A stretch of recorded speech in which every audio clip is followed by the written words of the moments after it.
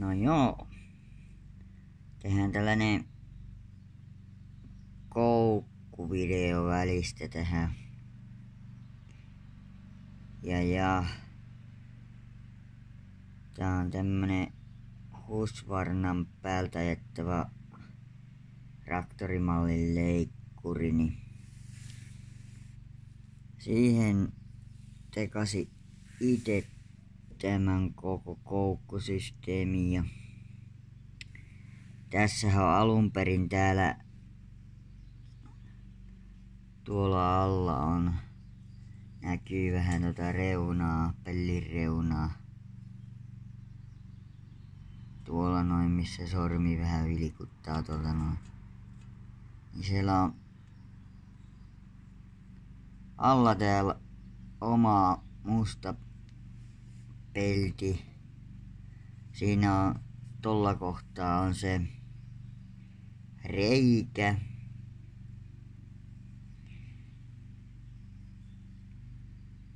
Mä laitoin tonne alas tuohon kohtaan, niin hitsasin oikein lataa. Sitten sen päälle hitsasin tätä. Tää on 3 millin seinämällä olevaa tästä 4 putkea, samoin tuo putkipalakki tuossa takana. Ja tuossa kohtaa on tässä peräpellissä on toinen reikä. Niin mä hitsasin tämän palakin sisälle niin pultin, joka menee siitä reiästä läpitte. Ja sitten tämän pellin takaa niin vetäsin tuolla 4 aluslaatta sinne ja sitten lukkoprikka päälle. Ja sitten tähän sivuun laitoin vaan tällaiset pientä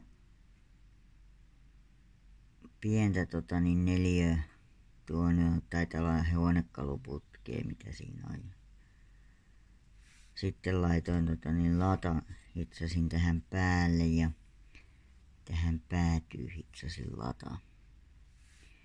Sitten porasin tähän latasta läpi ton nupille oikea kokoisen reiän. Ja sitten vaan ruuvasin nupin paikalleen. Sitten tämähän on muuten tosi vetelää tää takapelli tässä, niin laitoin tuonne palakin sisälle niin taikka tähän päihin ensin niin tämmöset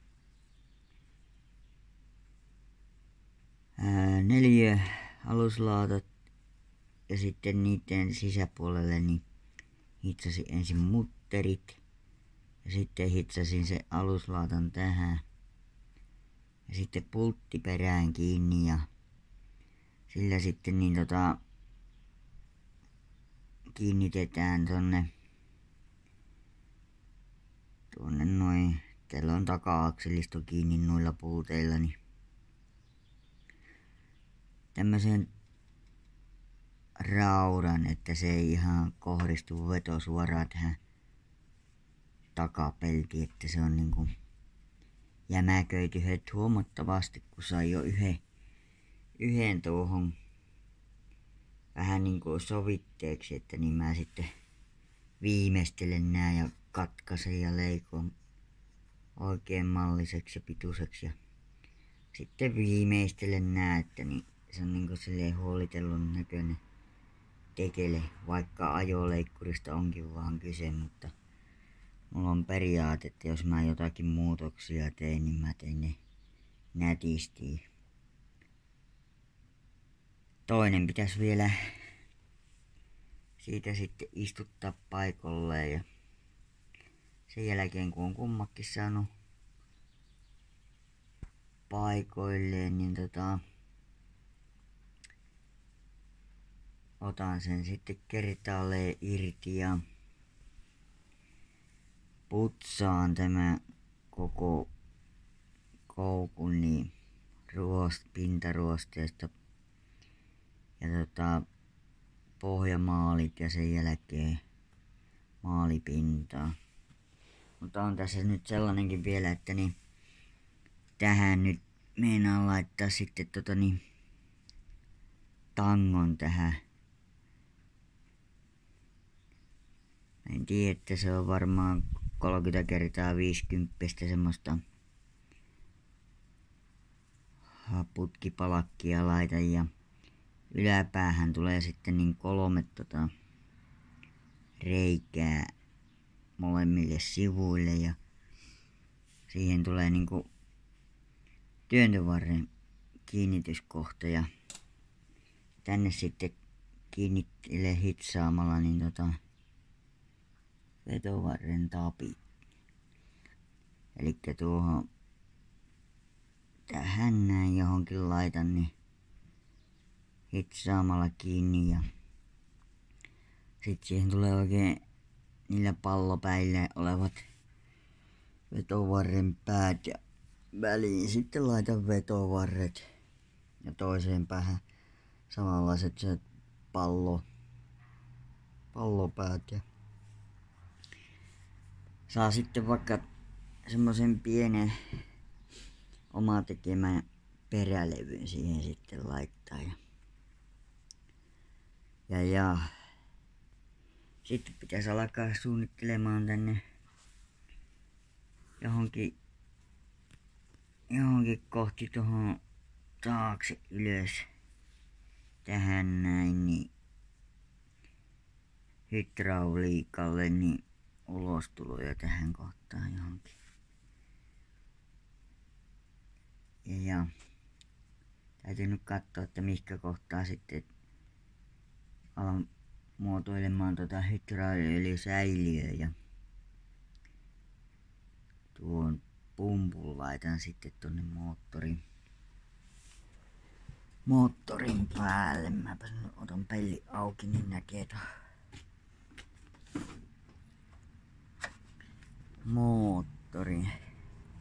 Elikkä hydraulipumpun laitan sitten tähän.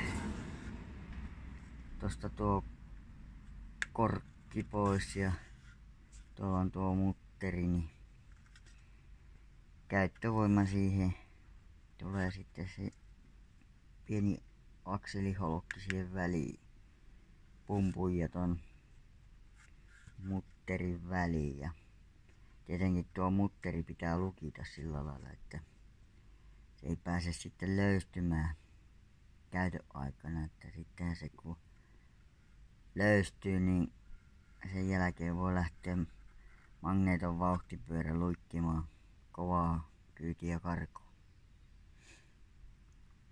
En tiedä, että laitanko tuonne etupuolelle sitten niin hytikkaöljysäiliöä tuohon.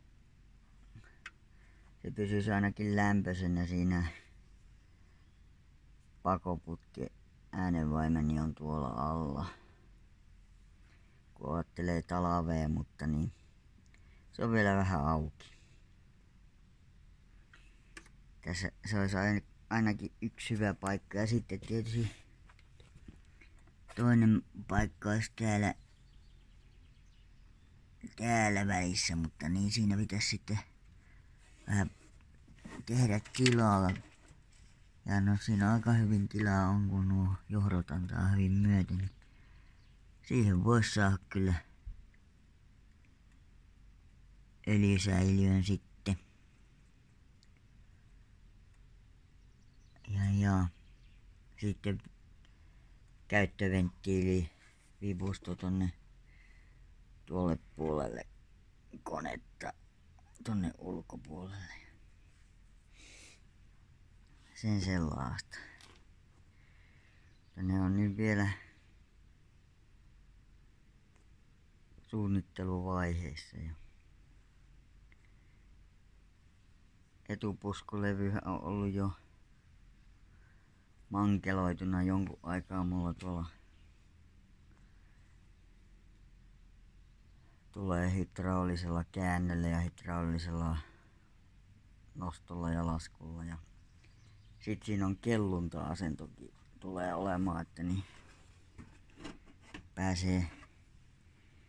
pääsee ajamaan niin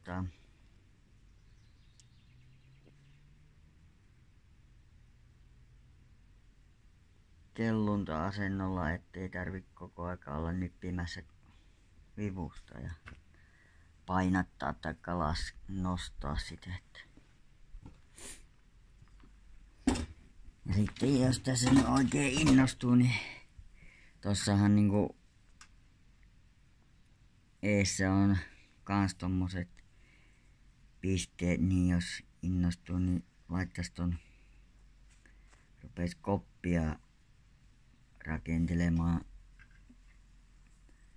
profiilista, että niin ottais tästä näin mallia ja taivuttelis putkesta ensin sopivat mallit ja teki semmosen lämpöisen kopin tähän talveen ajatellen. Täytyy nyt katsoa ja suunnitella. Mutta niin tämmösiä koukkumaisia terveisiä nyt tällä kertaa. Kärri oottelee nyt tuossa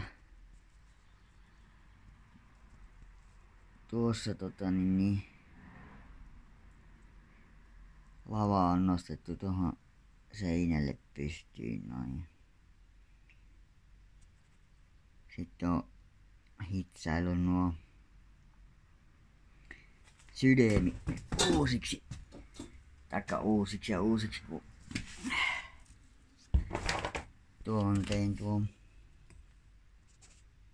saranapisteen tein uusiksi tähän ja vähän järeemmästä putkesta ja